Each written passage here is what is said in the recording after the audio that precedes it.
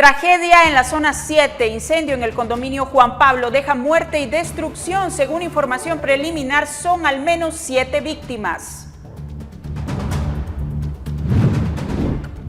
2 pacientes confirmados con viruela símica o viruela del mono, además de 7 más bajo estudio, confirma el Ministerio de Salud. ¿Cómo prevenirlo? Esta noche le damos detalles. En Guatemala hay 89 municipios en alerta roja por casos de COVID-19, además de 234 en naranja. Sublinajes de Omicron predominan en el país. El guatemalteco Julio Gallegos es un científico que trabaja en el proyecto James Webb, cuyas imágenes del espacio han dado la vuelta al mundo. En esta emisión le tenemos detalles. Colombia inicia este domingo una nueva era política con la toma de posesión de Gustavo Petro, el primer presidente de izquierda de su historia y quien promete transformaciones de fondo.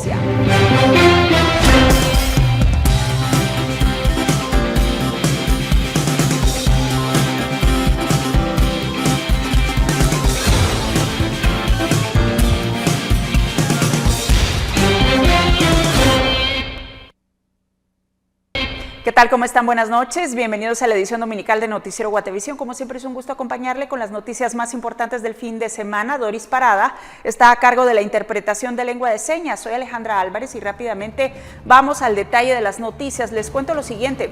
Una cámara de seguridad captó el momento en el que una discusión terminó mal luego de que un vehículo arrollara a un motorista que se le colocó frente para detenerlo. El suceso ocurrió en Ciudad Vieja, Zacatepeques. En el video se puede observar cómo el motorista se atraviesa frente al vehículo con el fin de detenerlo, pero el conductor del automotor decide avanzar sin importar llevarlo y arrastrarlo. El motorista en la parte frontal se desplaza, según testigos, y las 2 personas estuvieron discutiendo durante el tráfico y eso llevó a que sucediera el accidente.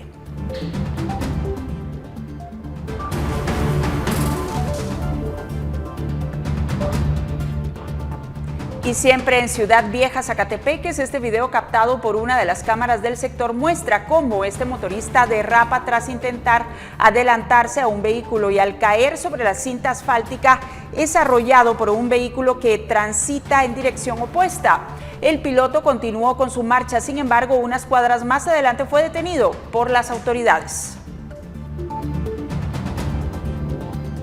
Y otro accidente de tránsito se registró, pero en la 10ª calle y 0 avenida de la zona 1 de Santa Cruz del Quiché, en donde un motorista resultó herido tras ser atropellado por un vehículo. Todo quedó grabado en una cámara de seguridad del sector que muestra cómo el conductor de la motocicleta cruza una calle sin respetar el alto de la zona y fue atropellado.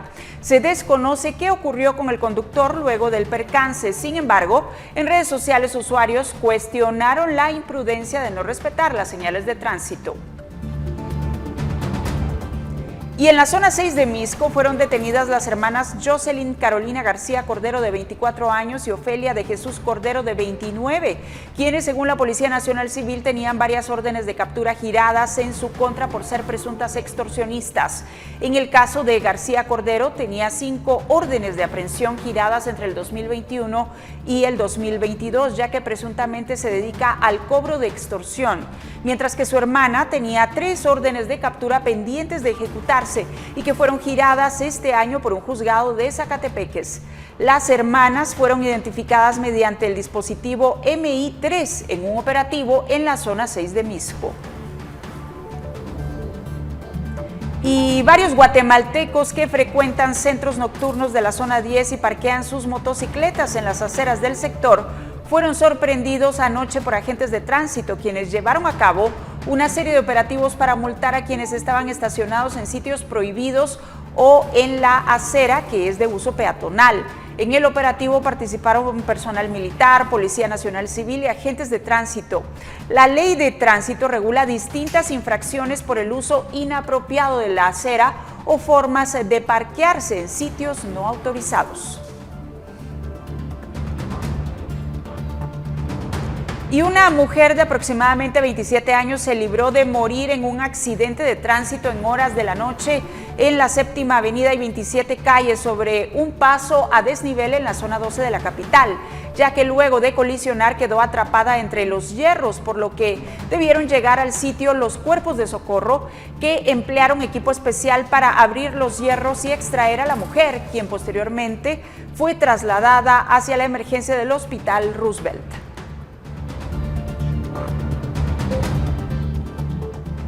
Y estudiantes que mantienen en su poder el Centro Universitario de Occidente, CUNOC, en oposición a la rectoría de Walter Mazariegos, denunciaron este fin de semana que supuestos grupos de choque han llegado al campus a atacarlos e intimidarlos. Según los estudiantes, el día más álgido lo vivieron el pasado viernes en horas de la noche, cuando desconocidos lanzaron bombas molotov al interior del edificio, sin causar daños a personas. Catedráticos y estudiantes universitarios llegaron al CUNOC a respaldar a los encapuchados. Fueron lanzadas bombas tipo molotov. Entonces ellos nos dieron el aviso y entonces nos organizamos rápidamente, que son los grupos de choque aliados al narco rector Mazariegos. Rechazamos cualquier acción que se realice, ya sea por Walter Mazariegos o por el director del Centro Universitario, César Milián. De alguna manera le exigimos al director del Centro Universitario de Occidente que garantice la integridad física de nuestros estudiantes. Y después de 2 años de ausencia, la media maratón de Cobán volvió a recorrer las calles del departamento de Alta Verapaz, reuniendo a vecinos y atletas que decidieron ponerse a prueba sobre los 21 kilómetros de la competencia. Uno de estos competidores era Milton Tello, un hombre de 53 años de edad, originario del departamento de Huehuetenango, quien decidió este año participar en el emblemático evento deportivo. El hombre arrancó la competencia, iba junto a otros atletas que buscaban llegar a la meta, pero a él le fue imposible cumplir ese objetivo. Durante la competencia sufrió un desmayo.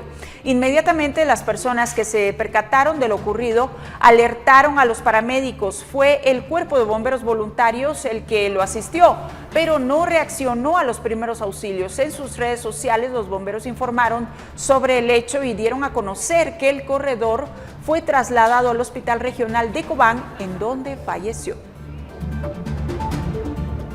Y en Chantla, Huehuetenango, mientras tanto, hay consternación, pues Wilson Marinelli Tello Aguilar, exjugador del Deportivo Chantla y tesorero del Centro Universitario de Noroccidente, falleció en plena competencia de atletismo en la media maratón de Cobán. Bomberos se reportaron que la causa fue un paro respiratorio. El deportista y docente deja un legado en la academia y en el fútbol local. Sus familiares y amigos lo conocieron como una persona excepcional, de carácter fuerte, sin perder la humildad, además de ser un gran profesional. En redes sociales, la Universidad de San Carlos externó sus condolencias a la familia del licenciado Tello, de 53 años. Más adelante le daremos detalles de la prueba. Y vea usted, en otros sucesos de este domingo, 2 adultos y 4 menores fallecieron en un incendio reportado en el interior del condominio Juan Pablo, en la zona 7 de Misco. Según información preliminar, estas personas quedaron atrapadas en el inmueble. Minutos más tarde fue encontrado el cuerpo de una persona más, totalmente carbonizado. El fuego, que se originó por causas desconocidas, amenazaba con propagarse en el resto del edificio, hecho que provocó temor en el lugar. Bomberos voluntarios y municipales trabajaron durante varias horas para controlar el siniestro, y estas imágenes que usted está viendo en este momento en pantalla circularon en redes sociales, así como la información proporcionada por los cuerpos de socorro que acudieron a la emergencia. Chorros de manguera para evitar que se siga propagando este incendio y poder controlar el mismo. Están utilizando equipo de respiración para poder ingresar al área donde se encuentra el foco del fuego y poderlo. En un edificio de apartamentos, en el 4º nivel, se consume una vivienda en su totalidad, a donde fueron destacados varios miembros de esta benemérita institución con 4 motobombas con sus respectivos abastecimientos y un autoescala para poder controlar el fuego y evitar que se siguiera propagando a viviendas cercanas. Luego de la labor de extinción de incendios, se inicia el descombramiento y remoción, donde se localizan en una habitación el cuerpo de una persona completamente carbonizada y en otro ambiente 6 personas más, dentro de ellas 4 menores, por lo que se avisó a las autoridades correspondientes para los trámites respectivos. Por el estado en que se encuentran las personas fallecidas, al momento no ha sido posible identificarlas. Y ahora les cuento que durante el fin de semana los precios de los combustibles comenzaron a regresar a la normalidad en algunas gasolineras. Esto tras el vencimiento del subsidio que estuvo vigente por algunos meses. ¿A qué se debe la variación en los precios y cuánto más está costando la gasolina? Se lo contamos en la siguiente nota. Algunas gasolineras reflejaron el fin de semana aumentos de entre 5 y 7 quetzales en los combustibles, esto derivado de que finalizaron con sus inventarios que están cubiertos con parte del subsidio del Estado que terminó el pasado jueves 4 de agosto. En el caso de la gasolina super, en algunos puntos de venta alcanza los 37 quetzales con 39 centavos, mientras que la regular se encuentra en 36.49. Estas gasolinas eran subsidiadas con 5 quetzales, pero al quedar sin vigencia, este es el aumento que se refleja, pero en la gran mayoría de gasolineras aún permanecen precios de entre los 32 quetzales para la super y 31 para la regular. En el caso del diésel, que contaba con un subsidio de 7 quetzales, ahora cuesta 36.29 en algunos puntos de venta, aunque en la mayoría de gasolineras aún cuesta 29 quetzales el galón aproximadamente. Según la Diaco, tras las verificaciones estableció que las estaciones de servicio cuentan con buen inventario de gasolina comprada con el subsidio, por lo cual aún no se ve un aumento generalizado en los precios en todas las gasolineras. Las que nosotros supervisamos, pues todas estaban con buen inventario y por eso es que mantienen el precio. La tarea de Diaco entonces es garantizar que nadie esté quedándose con este beneficio económico, porque si compró más barato debe de vender barato. Según las autoridades, la tendencia de los precios en las próximas semanas es a la baja, pero sin ser drásticos comparado con los aumentos que se han registrado derivado de la incertidumbre por el conflicto entre Rusia y Ucrania. A diario en el país, los guatemaltecos utilizan unos 3.5 millones de galones de combustible, de los cuales un 50% es diésel, utilizado principalmente por el transporte de carga y los autobuses, mientras que el resto es distribuido entre los usuarios de vehículos particulares que utilizan gasolina super o regular. En los siguientes días el Congreso podría continuar con la discusión de una propuesta que busca subsidiar únicamente el diésel, pero por 5 quetzales el galón y no por los 7 que tenía. La semana recién pasada el tema únicamente fue conocido en primer debate. Por el subsidio, el Ministerio de Energía y Minas a la fecha ha ejecutado unos 1.800 millones de quetzales de los 2.260 asignados. Con imágenes de Roberto López, informó para Noticiero Guatevisión, Henry Montenegro. ¿Cuándo será habilitada la ruta al Pacífico en la zona del Agujero? Le contamos los detalles al volver de la pausa.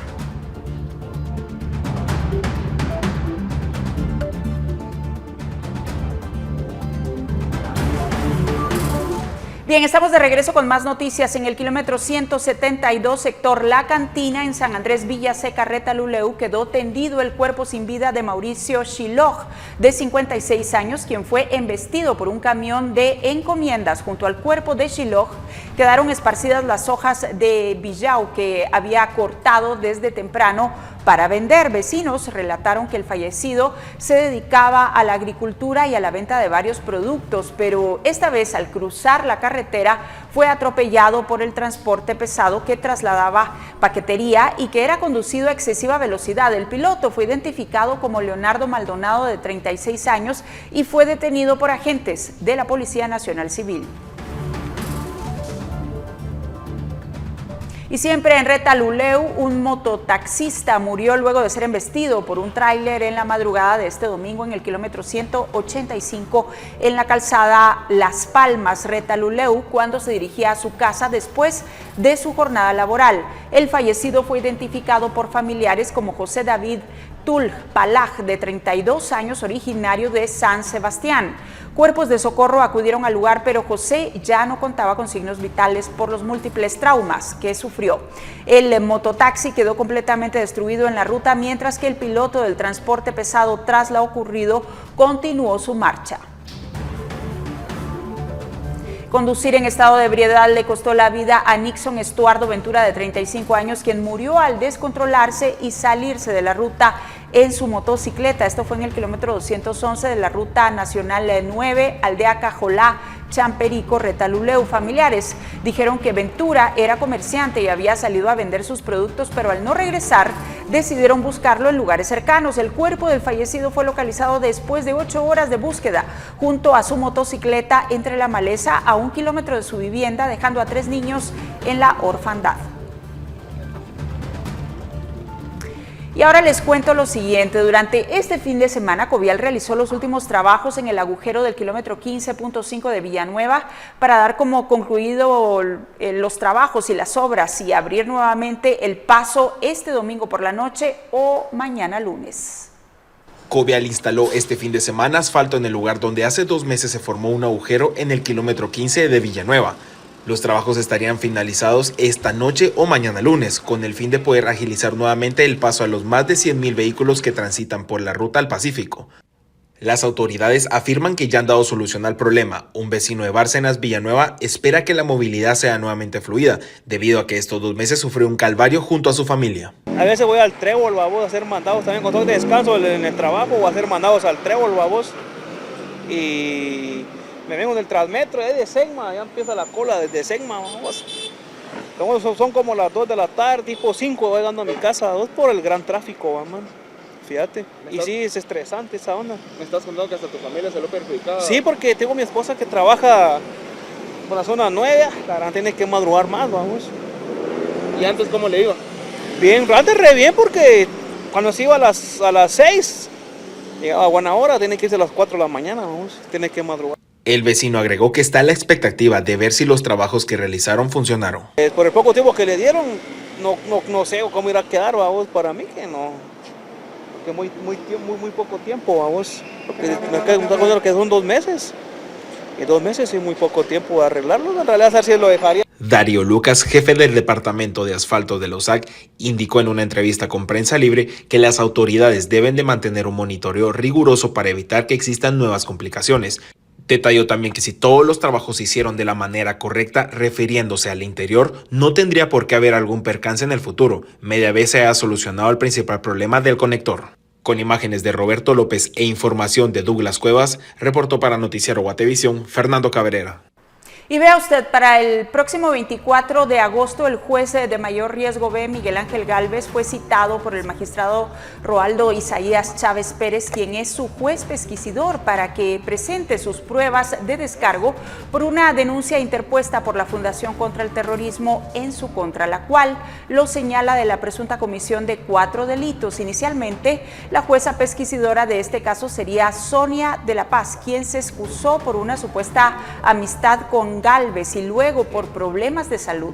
La Sala Segunda de Apelaciones tenía designado en la vocalía que conocería el caso el magistrado Eduardo Galván, pero finalmente, tras una consulta a la Corte Suprema de Justicia, se determinó que es Chávez quien conocerá las diligencias para recomendar si se debe o no retirar la inmunidad de Gálvez. Y el ex candidato presidencial Manuel Valdizón, sentenciado en Estados Unidos por lavado de dinero, ahora busca ser querellante adhesivo en el caso Odebrecht, donde también figura como uno de los indicados. La solicitud de Valdizón será conocida el próximo 15 de diciembre en una audiencia de primera declaración. Este caso está relacionado a presuntos sobornos que fueron pagados por la constructora brasileña para que se le otorgara la construcción de la CA2 Occidente, lo cual no cumplió. La solicitud de Valdizón es similar a la del exministro de Comunicaciones Alejandro Sinibaldi, quien también pretende ser querellante adhesivo por supuestas irregularidades en los convenios de colaboración eficaz. Y una delegación de congresistas de los Estados Unidos visitó el país para llevar a cabo una agenda de fortalecimiento de la relación bilateral entre ambos países. La delegación fue encabezada por el representante Lou Correa y la acompañaron otros representantes republicanos y demócratas. Durante la visita se reunieron con el presidente Alejandro Yamatei, con quien abordaron temas de economía, gobernanza, inversión, seguridad, migración y prosperidad. La delegación también visitó algunas compañías estadounidenses que operan en el país.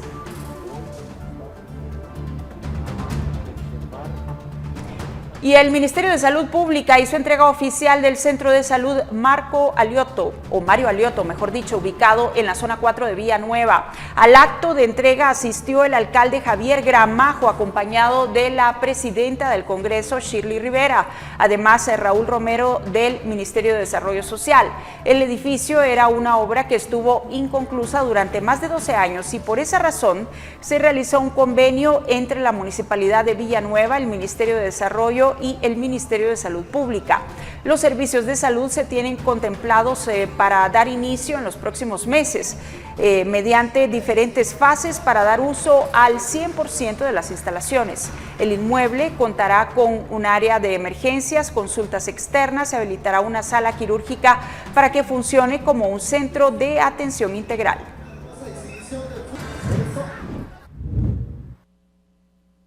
Una primera fase se va a habilitar la consulta externa. Una vez concluido esto, empezamos con la fase de encamamiento.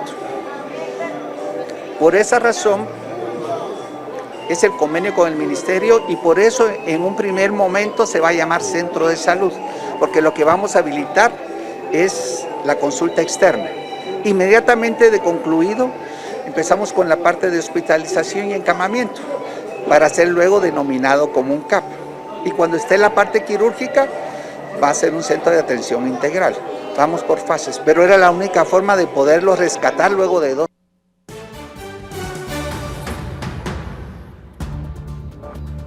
Autoridades de salud están en alerta por casos de viruela del mono. Hay 2 casos confirmados, 7 bajo estudio. En breve ampliaremos los detalles.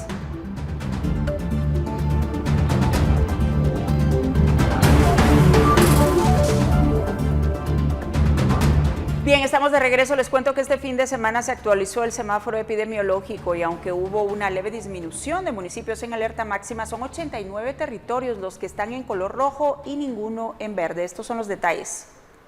La nueva actualización del semáforo epidemiológico presenta una disminución de 9 municipios en rojo comparado con el reporte de mediados de julio. Sin embargo, actualmente son 89 territorios los que se encuentran en el nivel de alerta máximo por la pandemia, justo cuando el país supera los 19,000 fallecidos por el coronavirus. En cuanto a los municipios en naranja, la actualización señala que hoy en día son 234 territorios bajo este color, es decir, 14 más que hace 15 días. En el caso de los municipios en amarillo, hay 17 bajo este color, es decir, 5 menos que la anterior actualización cuando eran 22. En el nuevo reporte ningún municipio ha alcanzado el color verde, el cual representa la mayor cantidad de libertades con relación a las regulaciones por la pandemia. En el caso del departamento de Guatemala tiene 3 municipios en color rojo, siendo estos Villanueva, San Juan Zacatepeques y San Miguel Petapa, y el resto de territorios están en alerta naranja. El país actualmente se encuentra atravesando la 5ª ola de contagios por la pandemia. Sin embargo, las autoridades afirman que esperan un descenso de la positividad que actualmente en algunos sitios ha llegado a un 27%,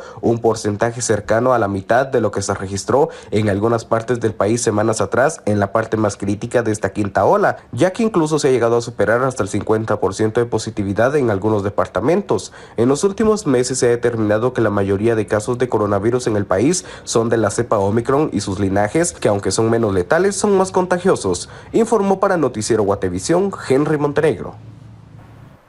Bueno, y también les cuento que luego de una secuenciación de 95 muestras, el Laboratorio Nacional de Salud determinó que 3 linajes de la variante Omicron predominan en los casos de coronavirus en el país, con alrededor de un 94% del total de muestras que fueron estudiadas.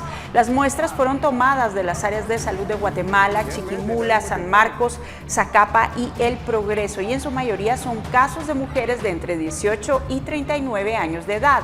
Según el Ministerio de Salud Pública, esta variante es una de las más contagiosas que hay actualmente y que representa la mayoría de los contagios de COVID-19 en los países, como en el caso de Guatemala.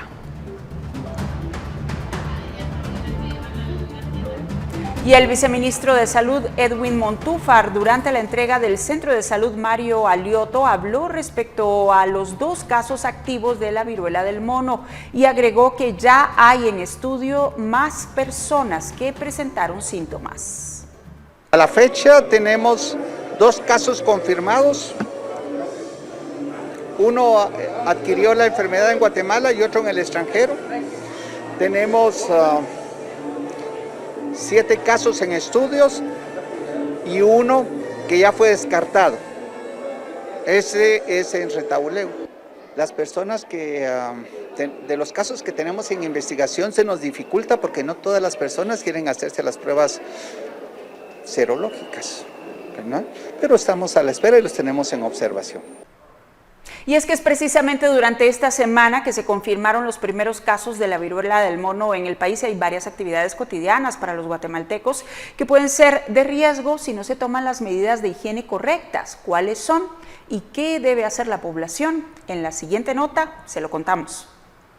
El uso del transporte público, la actividad en los gimnasios, así como en las oficinas y comedores, son áreas que si no se aplican las medidas correctas pueden ser de riesgo ante la aparición de los primeros casos de la viruela del mono en el país. El Observatorio Nacional de Salud dio algunas recomendaciones para poder utilizar estas áreas y evitar el riesgo. En el caso del transporte público, que es de uso cotidiano por muchos guatemaltecos, resulta casi imposible el mantener el distanciamiento social, por lo cual es necesario que las personas usen mascarillas, porten gel y lo apliquen luego de tocar los pasamanos o los asientos que pueden ser focos de contaminación. En el caso de los gimnasios, la recomendación es someter a procesos de limpieza las máquinas, esto considerando el sudor que queda en los aparatos utilizados para ejercitar. Además, en estos espacios es necesario que las personas utilicen sus propias toallas o papel desechable. En cuanto a los espacios como oficinas y comedores, la recomendación es utilizar insumos desechables para evitar tocar los aparatos que puedan estar contaminados y tratar de lavarse las manos antes de utilizar los aparatos de uso común. Sobre los supermercados, es recomendable manejar únicamente los productos que se van a comprar.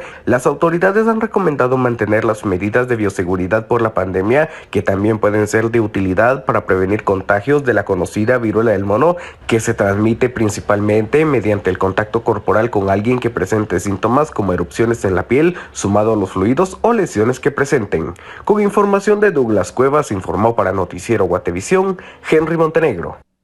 Bueno, y también los países de la Organización Panamericana de la Salud aprobaron una resolución que defiende el acceso equitativo a la vacuna contra la viruela del mono en América, informó la OPS en un comunicado. En las Américas se han notificado unas 10.000 infecciones por viruela símica en 24 países desde el inicio del brote, lo que representa el 36% de los casos mundiales, señaló.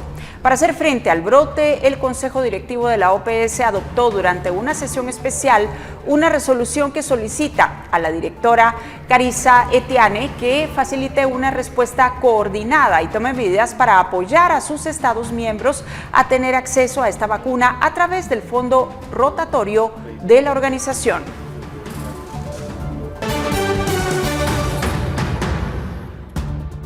Y luego de la pausa le contamos de un científico guatemalteco que trabaja en el telescopio James Webb, cuyas imágenes han dado la vuelta al mundo. Esté pendiente.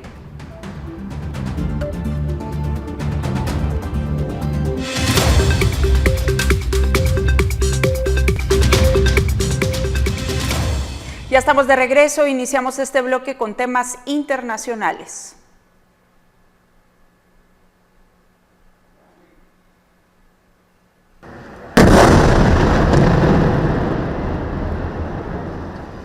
Al menos 24 personas, incluidos 6 menores, murieron desde el viernes en los ataques israelíes a Gaza y donde además suman 203 personas heridas. Las autoridades israelíes negaron esta información, asegurando que varios niños palestinos murieron el sábado por la noche en Jabalía, al norte de Gaza, por un lanzamiento fallido de cohetes de la Yihad Islámica hacia Israel y no por parte de su ejército. En un hospital de esta localidad, un fotógrafo de la AFP vio los cuerpos de 6 personas, incluidos 3 niños. Israel alega que sus ataques iniciados el viernes de forma preventiva ante posibles represalias por la detención de un líder de la Yihad Islámica en Cisjordania están dirigidos contra sitios de fabricación de armas de ese grupo armado.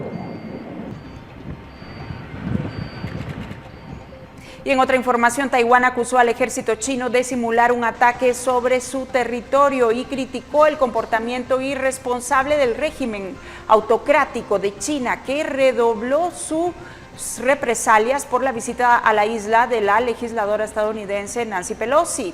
Las relaciones entre las dos superpotencias cayeron en picado tras la visita de Pelosi, presidenta de la Cámara de Representantes, a la isla del gobierno autónomo de China, que considera parte de su territorio.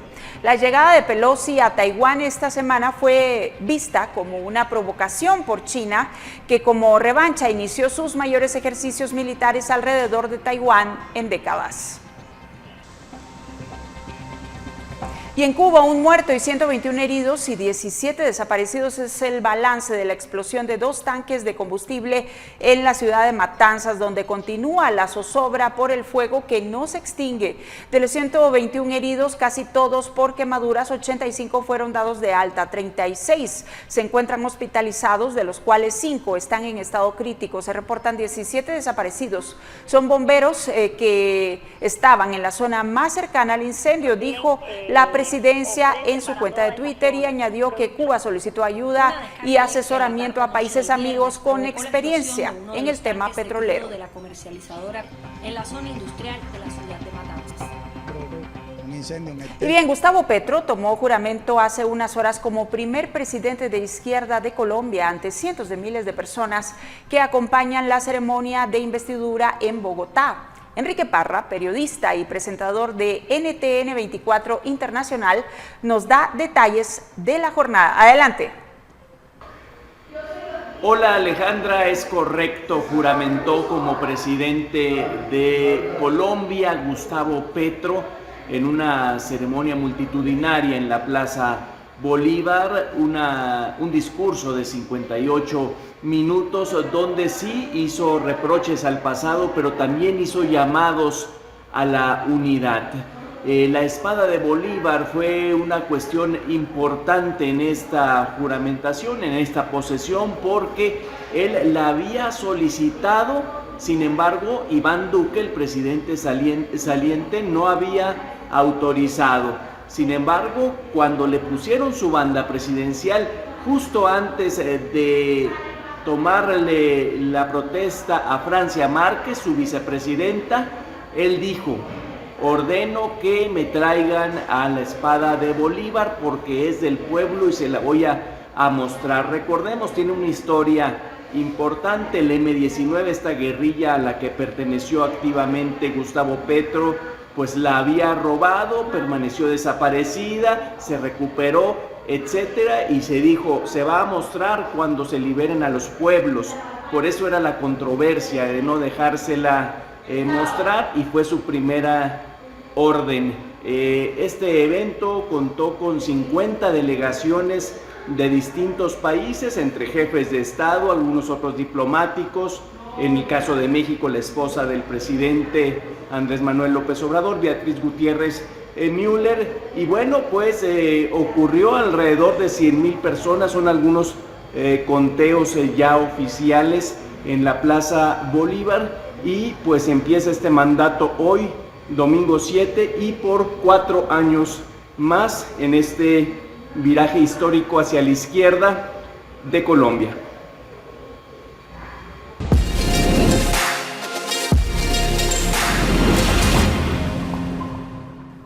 Y bien, ¿sabía usted que hay un científico guatemalteco que trabaja en el equipo del telescopio James Webb? A continuación, le presentamos los detalles. Vea usted. En los últimos días han dado la vuelta al mundo las fotografías del espacio captadas por el telescopio James Webb, que ofrece una resolución sin precedentes para observar y realizar investigaciones sobre el universo. El doctor Julio Gallegos, científico guatemalteco, forma parte del equipo de trabajo. Mi trabajo es ese, es ver que los datos los reconstruimos bien, ¿no? Que todo está en orden, y ver la salud del instrumento, que todo esté funcionando. Y entonces, luego, como científico, digamos que esta sería la parte de trabajo, ¿no? Y luego la parte divertida, yo he vuelto a las enanas cafés, porque James Webb tiene un programa muy fuerte, de hecho 2 programas muy fuertes. Entonces, mi área es buscar enanas cafés binarias y analizar, ¿no? Cómo es su relación, cómo se formaron, tratar de estudiar su evolución, a ver si es similar como las de las estrellas o es distinta. Este observatorio fue construido y operado por la Agencia Espacial Europea con la colaboración de 14 países. Guatemala está presente por medio del trabajo del Dr. Gallegos. Este equipo de James Webb es un equipo especial porque es enorme, o sea, no sé cuánta gente puede estar trabajando. Siempre estos satélites son muy complejos, ¿no? Planck, creo que éramos 1.500 personas trabajando. En James Webb fácilmente se podría triplicar ese número, habiendo tantos países involucrados, ¿no? Toda Europa prácticamente, toda la industria europea espacial se ha volcado con James Webb, Estados Unidos, Canadá. Son millones de personas que apoyan con su dinero este proyecto y miles de ingenieros y científicos trabajando. Cada miembro del extenso equipo juega un papel importante para obtener los resultados que ahora se conocen. Bueno, uno se siente que aunque aporta un pequeñísimo granito de arena, ¿no?, a esta misión tan importante, cuando ve estas imágenes se queda uno... Porque ni siquiera nosotros en el equipo se había visto estas imágenes. Había sido un grupo muy exclusivo que había estado en esta construcción de imágenes. Entonces, cuando se ve, la primera vez que la vio el público, la vimos nosotros y fue algo impresionante. Con estos avances, los jóvenes que se sientan atraídos por la ciencia tienen más oportunidades para realizar sus proyectos. El hecho de que estas misiones pongan a disposición de todo el mundo los datos y hay una cantidad enorme de datos científicos a disponibilidad de cualquier persona, no solo de James Webb. Los datos de Gaia acaban de ser publicados no hace mucho, la cuarta generación, digámoslo así, de datos, donde tenemos información de espectros y fotometría de 1.600 millones de estrellas. Entonces, con toda esa información, básicamente ya no hay excusas para no hacer ciencia desde Guatemala. Necesitamos una computadora, una conexión a internet, y estudiar mucho. Ahí ya es cuestión de personal, el dedicarse, el que de verdad le gusta. Hay que trabajar duro, son muchos años de trabajo, de estudio, hay que leer muchísimo, hay obstáculos y todo, pero lo que es ciencia, el acceso a los datos ya no es cuestión de país de primer mundo o en vías de desarrollo, ya están ahí, están disponibles. Y el que esté motivado lo puede hacer. Desde muy pequeño, el doctor Julio Gallegos se sintió atraído por la ciencia. Cuenta que no sabía de la existencia de una carrera de física hasta que llegó a la Universidad del Valle de Guatemala, en donde terminó una licenciatura. Su interés por la astrofísica le llevó a realizar investigaciones sobre el tema. Obtuvo una beca del gobierno español para estudiar en el Instituto de Astrofísica en Canarias y de esa manera fue abriendo el camino para participar en diferentes investigaciones relacionadas con las estrellas y el universo. Y ahora forma parte del equipo de uno de los proyectos más importantes, el telescopio James Webb. Al compartir su experiencia, destaca que ahora hay más oportunidades para estudiar y especializarse. Ahora es mucho más fácil ir al extranjero a especializarse, volver a Guatemala. Ya hay universidades como la Universidad del Valle que apuestan por la investigación, ¿no? Entonces hay posibilidades de ir al extranjero y, lo más importante, hay oportunidades de regresar. Gracias al James Webb se están realizando investigaciones importantes en los campos de la astronomía y la cosmología, ya que permite observar los objetos más distantes en el universo y analizar la formación de las primeras galaxias, captar imágenes de exoplanetas, novas y estudiar la formación de estrellas y planetas. Hoy sabemos que un guatemalteco es parte del equipo que realiza este trabajo, lo que demuestra que con motivación y dedicación hay más oportunidad para la ciencia en el país.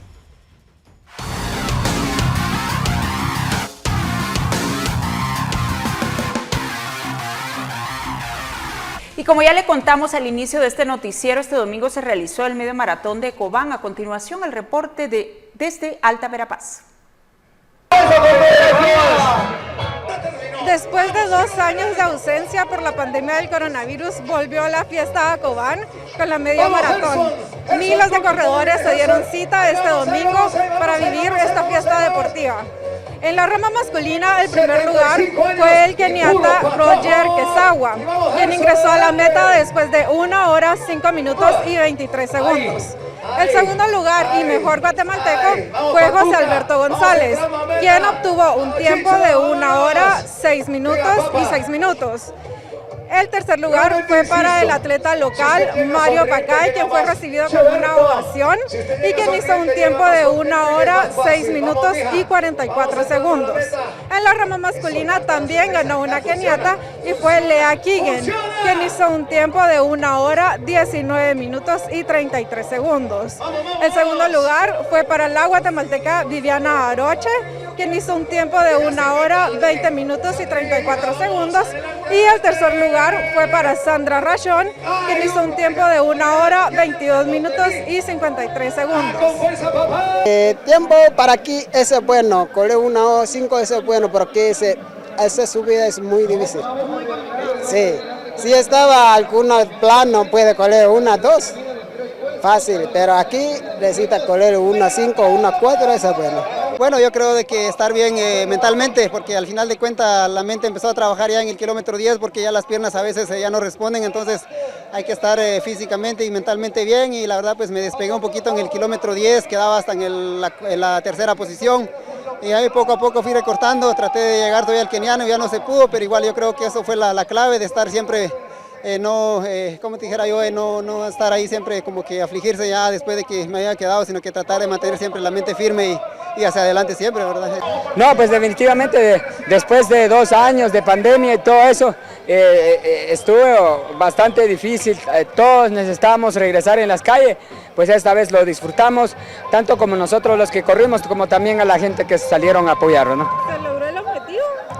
Sí, contento, la verdad, siempre contento, siempre se gana experiencia en las carreras, pues, y en lo que se viene, pues a seguir luchando, ¿no? Para Noticiero Guatevisión, reportó Jennifer Gómez, con imágenes de María José Bonilla, Eric Ávila y Luis Machá.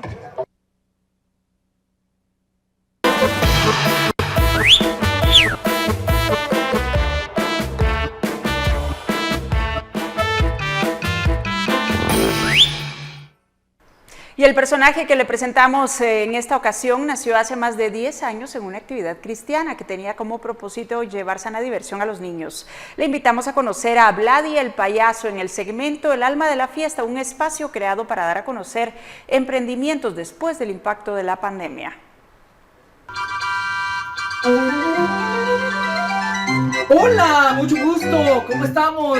Chicos y grandes de Guatevisión, qué alegre verlos por acá. Gracias a Guatevisión por esta oportunidad que nos regala. Yo soy Vladi el Payaso, al personaje que le doy vida. Mi nombre es Vladimir Escobar.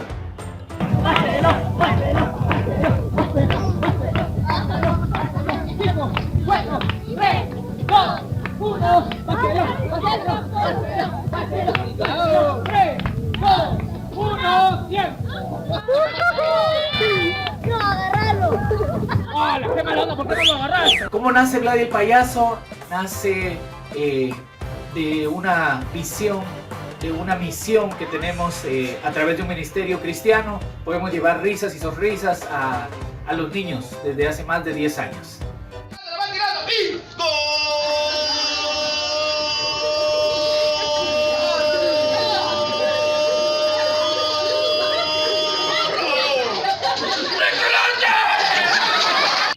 Me encanta hacerlos reír, hacerlos que se olviden por un momento de algunos problemas, de algunas situaciones. Con esta pandemia que hemos pasado, creo que la risa nos lleva un poquito más de alegría y nos da una medicina, dicen por ahí.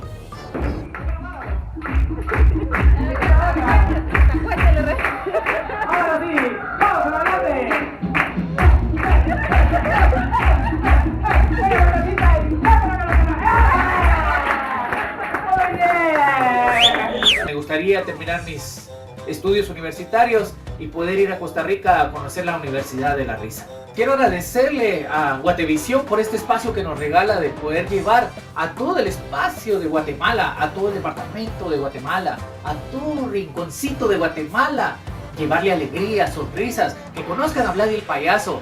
Muchas gracias, que a través de esta pandemia que nos ha costado un poquito, queremos darle las gracias a ustedes.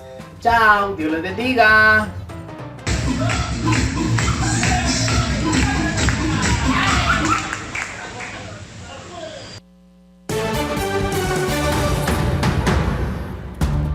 Lotería Santa Lucía sortea 4 millones de quetzales. ¿Qué número fue el ganador? No pierda detalles de este y más temas luego de la pausa.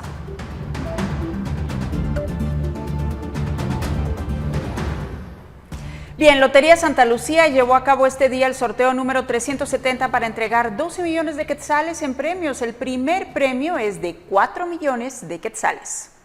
El sorteo comenzó con el pesaje de las bolitas que dieron paso al movimiento de la tómbola para repartir 12 millones de quetzales en alrededor de 24,000 premios. El primer premio mayor de 4 millones de quetzales fue para el número 61,900, vendido en el municipio de Misco. El segundo premio es de 650,000 quetzales para el número 5,744, vendido en la ciudad de Guatemala, mientras el tercer premio, por 300,000 quetzales, fue para el número 29,675. En total había 483 números premiados. 297 premios se obtuvieron por aproximación y 957 por terminación, y más de 23,000 números tienen reintegro. El sorteo se realizó en las instalaciones de la Lotería Santa Lucía, en la zona 1 de la capital, con la presencia de representantes de Gobernación, Contraloría General de Cuentas, de la Junta Directiva del Comité Pro Ciegos y Sordos de Guatemala, de la Gerencia de la Lotería Santa Lucía y del vecino honorable que conforma la mesa directiva.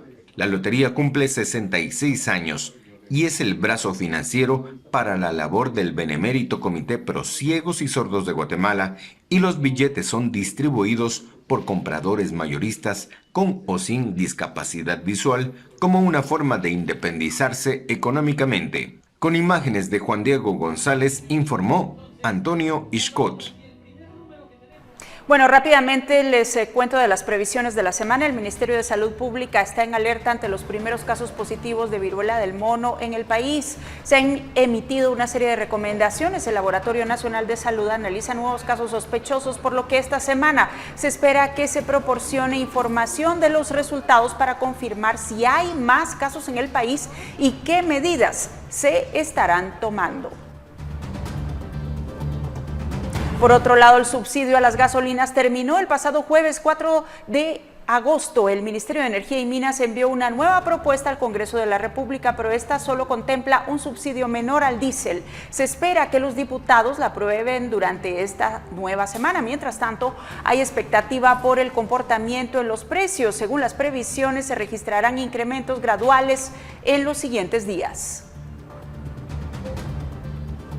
Y para este lunes 8 de agosto está programada la audiencia de primera declaración del periodista José Rubén Zamora, presidente del diario El Periódico. Recordemos que después de su detención el viernes 29 de julio, la audiencia que estaba prevista para el lunes 1 de agosto fue suspendida y reprogramada para el día 3. Sin embargo, esta no se llevó a cabo. Será mañana entonces cuando se espera que finalmente se realice.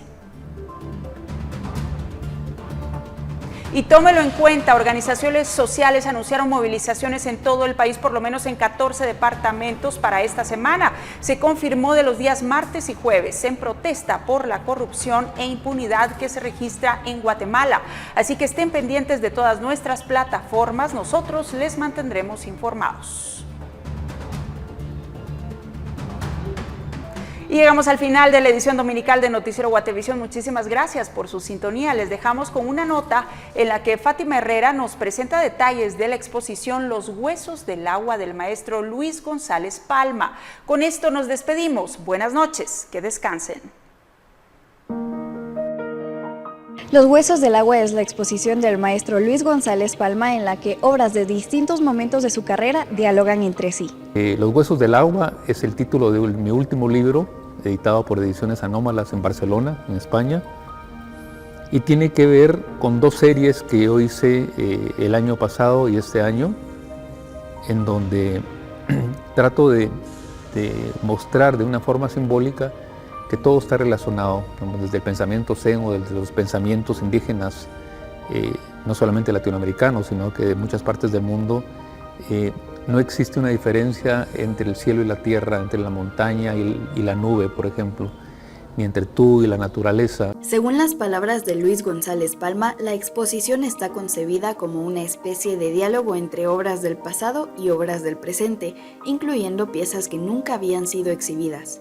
Los huesos del agua simbólicamente quiere decir de que sin lluvia no habría árboles, no habría ramas. Las ramas, en realidad, esa estructura sólida, sin agua no existiría. Entonces, es como los huesos del agua son estas ramas, ¿no? Que se puede ver de alguna forma mucho más clara en una de las series que están expuestas en la exposición. Si usted desea vivir esta experiencia visual, la exposición de Luis González Palma estará en el Museo Nacional de Arte Moderno Carlos Mérida hasta el 11 de septiembre. El horario es de martes a domingo de 9 a 16 horas. El precio de la entrada es de 5 quetzales para nacionales y 50 quetzales para extranjeros. Con imágenes de Eric Ávila para Noticiero Guatevisión, Fátima Herrera.